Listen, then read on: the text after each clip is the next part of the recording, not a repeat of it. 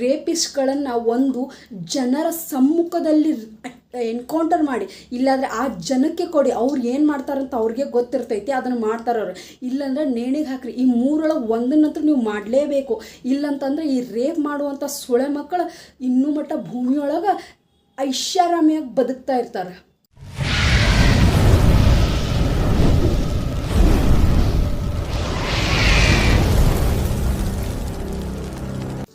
ಎಲ್ರಿಗೂ ನಮಸ್ಕಾರ. ನೀವು ನೋಡ್ತಾ ಇದ್ದೀರಿ ಸ್ಪೀಚ್ ಸ್ಪಾರ್ಕ್.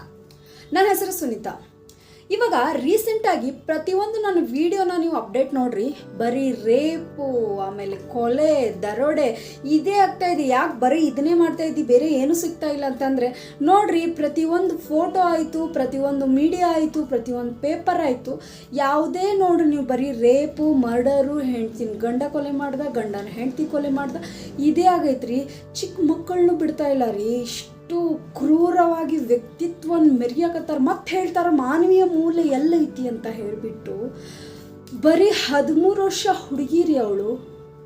13 ವರ್ಷದ ಹುಡುಗಿ ಮೇಲೆ ರೇಪ್ ಅಟೆಂಪ್ಟ್ ಆಗೈತಿ. ಅದು ಎಲ್ಲಿ? ವೆಸ್ಟ್ ಬೆಂಗಾಲಲ್ಲಿ. ಆಕೆಗೆ ಓದು ಬರೆದು ಖುಷಿ ಪಡುವಂತಹ, ಕುಣಿದಾಡುವಂತಹ ವಯಸ್ಸ್ರಿ, ಜಗತ್ತನ್ನು ನೋಡುವಂಥ ವಯಸ್ಸ್ರಿ. ರೇಪ್ ಮಾಡೋದಲ್ಲದೆ ಆಕೆನ ಕೊಲೆ ಕೂಡ ಮಾಡಿದ್ದಾರೆ. ಇದ್ಯಾವ್ದ್ರಿ ಜಸ್ಟಿಸು? ಇದ್ಯಾವ್ದ್ರಿ ನ್ಯಾಯ? ಎಲ್ಲಿದೆ ನ್ಯಾಯ? ಒಂದು ಹೆಣ್ಣು ಮಕ್ಕಳು, ಎಕ್ಸ್ಪೆಷಲಿ ಒಂದು ಮಧ್ಯವರ್ಗದ ಹೆಣ್ಮಕ್ಳಲ್ಲ, ಏನಿಲ್ಲ ಅಂದ್ರೆ 15 ವರ್ಷದ ಹೆಣ್ಮಕ್ಳಿಗೆ ರೇಪ್ ಆಗ್ತೈತ್ರಿ ಪದೇ ಪದೇ. ಇಷ್ಟು ವೀಕ್ ಆಯ್ತಾ ನಮ್ಮ ಒಂದು ಕಾನೂನು, ಇಷ್ಟು ದುರ್ಬಲ ಆಯ್ತಾ ಅಂತ ಹೇಳಿ ಯೋಚನೆ ಮಾಡ್ಕೊಂಡು ಹೊಂಟ್ರೆ, ಆ್ಯಕ್ಚುಲಿ ಆ ಒಂದು ಹುಡುಗಿ ಹೆಸರು ಮೆನ್ಷನ್ ಮಾಡಿಲ್ಲ. ಪಶ್ಚಿಮ ಬಂಗಾಳೊಳಗೆ ಆಗಿದ್ದೊಂದು ಸ್ಟೋರಿ. ಆ ಒಂದು ಹುಡುಗಿ ವಯಸ್ಸು ಬರೀ 13 ವರ್ಷ. ಆ ಹುಡುಗಿ ತನ್ನ ಫ್ರೆಂಡ್ ಬರ್ಡೇಗೆ ಗಿಫ್ಟ್ ತೊಗೊಂಡು ಹೊಂಟಾಳ. ಅವ್ರವ್ವ ಮನೆಯಿಂದ ಹೋಗೋಕ್ಕಿಂತ ಮುಂಚೆ ಹುಷಾರಾಗಿ ಹೋಗುವ ಅಂಥೇಳಿ ಒಂದು ಮಾತು ಹೇಳ್ತಾಳಕಿ. ಆ ಮಾತನ್ನು ಕೇಳಿಸ್ಕೊಂಡು ಅಲ್ಲಿ ರೀ ಒಂದು ಏರಿಯಾ ಆಯ್ತಂದ್ರೆ ಅಲ್ಲೇ ಕೂಡ ಅಕ್ಕಪಕ್ಕ ಮನೆ ಇರ್ತದೆ. ಆ ಒಂದು ಹುಡುಗಿ ಗಿಫ್ಟ್ ಕೊಡಕ್ಕೆ ಹೊಂಟಾಳಿಕ್ಕಿ ಬರ್ಡೇ ದಿನ.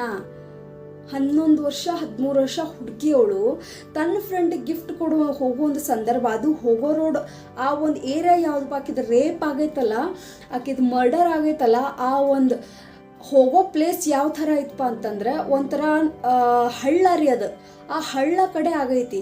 ಅದು ಯಾವ ಥರ ಪ್ಲೇಸ್ಪ ಅಂತಂದ್ರೆ ಹಾಟ್ ಏರಿಯಾ ಅಂತ ಹೇಳಿ ಅಲ್ಲಿ ಒಂದು ತಲಾಬ್ ಇದ್ದಂಗೆ ಐತೆ. ಅಂದ್ರೆ ಒಂಥರ ಹಳ್ಳದ ಥರ ಐತದು. ಎಲ್ಲ ನೀರನ್ನ ಕೂಡ್ಕೋದು, ಅಷ್ಟೇನು ಕ್ಲೀನ್ ಆಗಿರೋ ಪ್ಲೇಸ್ ಅಲ್ಲ, ಅದು ಗಲೀಜ್ ಪ್ಲೇಸ್. ಅಲ್ಲಿ ಏನಾಗಿತ್ತಪ್ಪ ಅಂದ್ರೆ 24 ವರ್ಷದ ಹುಡುಗ ಅಂದ್ರೆ ಒಂದು ಗಂಡಸು ಆ ಒಂದು ಹುಡುಗಿನ ಕರ್ಕೊಂಡು ಹೋಗ್ಯಾನ. ಇವಾಗ ಇನ್ವೆಸ್ಟಿಗೇಷನ್ ಮಾಡಿದ್ಮೇಲೆ ಹೇಳಾಕತ್ತಾನವ. ಅದಕ್ಕಿಂತ ಮುಂಚೆ ಅಲ್ಲ, ಆ ಒಂದು ಶವಾನ್ ತೋರಿಸಿದ ಅವನೇ.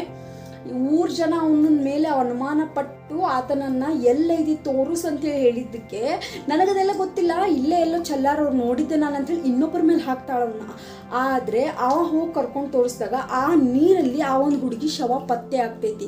ಶವ ಪತ್ತೆ ಆದಮೇಲೆ ಊರಿನ ಜನ ಹಿಡಿದು ಅವನ್ನ ಹೊಡ್ಯಾಕೆ ಚಾಲು ಮಾಡ್ತಾರೆ. ಹೊಡ್ಯಾಕೆ ಚಾಲು ಮಾಡಿದಾಗ ಹೇಳ್ತಾನೆ, ನಾವು ಒಬ್ಬವ ಇರಲಿಲ್ಲ, ನನ್ನ ಜೊತೆ 4 ಜನ ರೇಪ್ ಮಾಡಿದ್ರು ಆ ಹುಡುಗಿನ ಅಂತ ಹೇಳಿದ್ಮಾಗ ಇಡೀ ಊರ್ ಜನನ ಅವನನ್ನು ಹೊಡೆದು ಸಾಯಿಸ್ತಾರೆ. ನಿಜವಾಗ್ಲೂ ಇಂಥ ವ್ಯಕ್ತಿಗಳನ್ನ ಗ್ರಾಮಸ್ಥರಿಗೆ ಕೊಡಬೇಕು, ಆ ಮನೆಯವ್ರಿಗೆ ಕೊಡಬೇಕು, ಕೊಲೆ ಮಾಡ್ರಿ ಅಂತ ಹೇಳಿಬಿಟ್ಟು. ಕಾನೂನು ಕೊಡಬಾರ್ದ್ರಿ ಇಂಥವ್ರನ್ನ.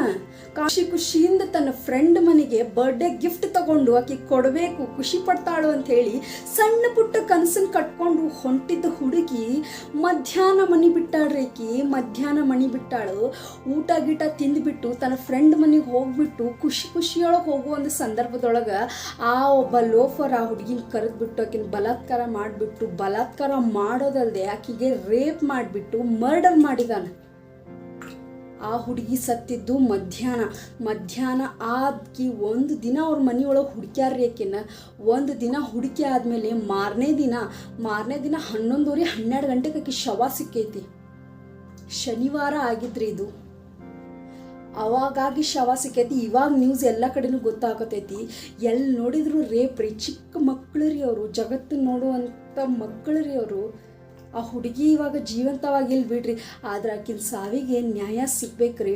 ಸೊ ಇಷ್ಟೆಲ್ಲ ಆಯಿತು. ಅವನಂತೂ ಕೊಂದ್ಬಿಟ್ರೆ ಪೊಲೀಸರು ಇದ್ರ ಬಗ್ಗೆ ಯಾರಿಗೂ ಪ್ರಶ್ನೆ ಮಾಡಿಲ್ಲ. ಮತ್ತು ಪ್ರಶ್ನೆ ಮಾಡಿದರೆ ಇಡೀ ಊರ್ಗೂರೇ ಸಿಡಿದೇಳ್ತಿತ್ತು.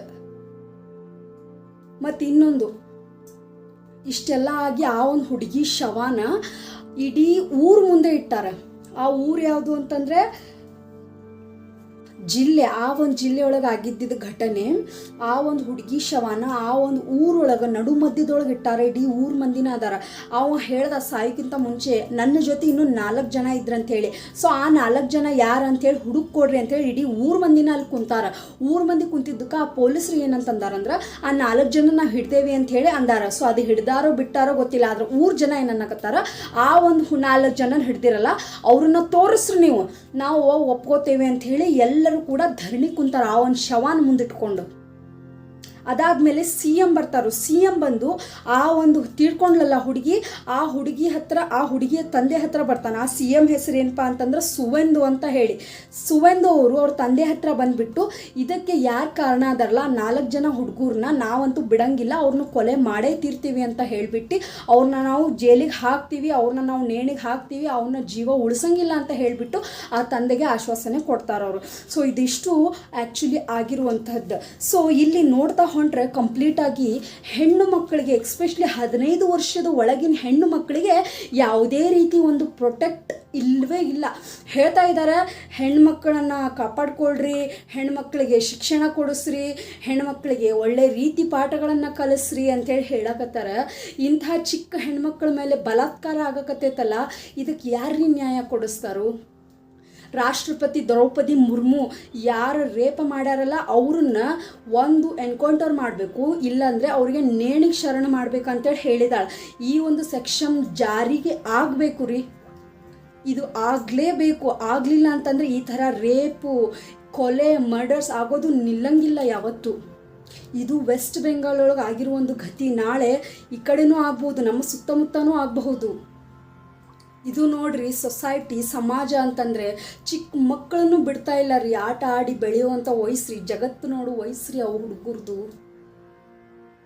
ಇದು ವೆಸ್ಟ್ ಬೆಂಗಾಲ್ ಒಳಗೆ ಆಗಿರೋ ಒಂದು ಘಟನೆ ನಿಜವಾಗ್ಲೂ ಕೇಳಿದ್ರೆ ಮೈ ಎಲ್ಲ ನಡ್ಕ ಹುಟ್ಟಿಸ್ತೈತ್ರಿ. ನಿಜವಾಗ್ಲೂ ಎಷ್ಟು ಕಣ್ಣಲ್ಲಿ ನೀರು ಬರುತ್ತೆ ಗೊತ್ತಾ. ಭಾಳ ಅಂದ್ರೆ ಎಷ್ಟು ವಯಸ್ಸೊಳಗೆ 13 ವಯಸ್ಸು, 13 ವಯಸ್ಸು ಹುಡುಗಿಗಳಿಗೆ ಆಕೆಯನ್ನು ರೇಪ್ ಮಾಡಿಬಿಟ್ಟು ಮರ್ಡರ್ ಮಾಡಿ ಕೊಡ್ತಾರಲ್ಲ. ಇಷ್ಟು ವಿಕೃತಿ ಮನಸ್ಥಿತಿ ಹೆಂಗ್ರಿ ಬರಕ್ಕೆ ಸಾಧ್ಯ? ಈ ರೀತಿ ಘಟನೆ ವೆಸ್ಟ್ ಬೆಂಗಾಲವಾಗೈತಿ. ಇದಕ್ಕೆ ಆದಷ್ಟು ಬೇಗ ಏನಾದರೂ ಸರ್ಕಾರ ಇದಕ್ಕೆ ಕರೆಕ್ಟಾಗಿ ಸ್ಟ್ರಿಕ್ಟಾಗಿ ಬೌಂಡ್ರಿ ಲೈನ್ ಹಾಕದೆ ಇದ್ದರೆ ಇದು ಇನ್ನೂ ಎಷ್ಟು ಮುಂದುವರಿತೈತಿ, ಎಷ್ಟು ಜನನ ಕೊಲೆ ಮಾಡ್ತೈತಿ, ಎಷ್ಟು ಹೆಣ್ಮಕ್ಳಿಗೆ ರೇಪ್ ಮಾಡ್ತಾರೆ, ಎಷ್ಟು ಜನ ಹೆಣ್ಮಕ್ಳಿಗೆ ಮರ್ಡರ್ ಮಾಡ್ತಾರೆ ಅಂಥೇಳಿ ಲಿಸ್ಟೇ ಬರ್ತದೆ. ದಿನ ಕಣ್ಣು ಬಿಟ್ಟು ನೋಡಿದ್ರೆ ರೇಪು, ಮರ್ಡರು, ಕೊಲೆ ಇದ್ದೇ ಆಗ್ತಾಯಿದೆ. ಇದು ಇನ್ನೂ ಕಂಟಿನ್ಯೂ ಆಗುತ್ತೆ. ಇದಕ್ಕೆ ಏನಾರು ನಾವು ಒಂದು ಫುಲ್ ಸ್ಟಾಪ್ ಇಡಲಿಲ್ಲ ಅಂತಂದರೆ ಆದಷ್ಟು ಬೇಗ ಇದಕ್ಕೊಂದು ಅಂತ್ಯ ಹಾಡಲೇಬೇಕು. ಈ ಒಂದು ವಿಡಿಯೋ ಮೂಲಕ ಮನವಿ ಮಾಡ್ಕೊಳ್ಳೋದು ಇಷ್ಟೇ, ರೇಪಿಸ್ಟ್ಗಳನ್ನು ಒಂದು ಜನರ ಸಮ್ಮುಖದಲ್ಲಿ ಎನ್ಕೌಂಟರ್ ಮಾಡಿ, ಇಲ್ಲಾಂದರೆ ಆ ಜನಕ್ಕೆ ಕೊಡಿ. ಅವ್ರು ಏನು ಮಾಡ್ತಾರಂತ ಅವ್ರಿಗೆ ಗೊತ್ತಿರ್ತೈತಿ, ಅದನ್ನು ಮಾಡ್ತಾರವ್ರು. ಇಲ್ಲಾಂದ್ರೆ ನೇಣಿಗೆ ಹಾಕ್ರಿ. ಈ 3 ಒಂದನ್ನಂತೂ ನೀವು ಮಾಡಲೇಬೇಕು. ಇಲ್ಲಂತಂದ್ರೆ ಈ ರೇಪ್ ಮಾಡುವಂಥ ಸೊಳೆ ಮಕ್ಕಳು ಇನ್ನೂ ಮಟ್ಟ ಭೂಮಿಯೊಳಗೆ ಐಷಾರಾಮಿಯಾಗಿ ಬದುಕ್ತಾ ಇರ್ತಾರೆ. ಸೊ ಈ ವಿಡಿಯೋ ಮೂಲಕ ಹೇಳೋ ಮಾತು ಇಷ್ಟೇ, ಹೆಣ್ಣು ಮಕ್ಕಳನ್ನು ಸಾಧ್ಯವಾದಷ್ಟು ಎಷ್ಟು ನೀವು ಕಣ್ಣಲ್ಲಿ ಕಣ್ಣಿಟ್ಟು ನೋಡ್ಕೊಳ್ಳೋಕೆ ಸಾಧ್ಯ ಅಷ್ಟು ಜೋಪಾನವಾಗಿ ನೋಡ್ಕೊಳ್ರಿ. ಯಾಕಂತಂದ್ರೆ ನಮ್ಮ ಸುತ್ತಮುತ್ತ ಇರುವಂಥ ಹರಾಮಿಗಳಿದ್ದಾರೆ. ಥ್ಯಾಂಕ್ ಯು ಸೋ ಮಚ್ ಎಲ್ರಿಗೂ. ಯಾರು ಹೊಸದಾಗಿ ನನ್ನ ಚಾನಲ್ ನೋಡ್ತಾ ಇದ್ದಿರಲ್ಲ, ಸೊ ಸಬ್ಸ್ಕ್ರೈಬ್ ಮಾಡ್ಕೊಳ್ಳಿ. ಧನ್ಯವಾದಗಳು.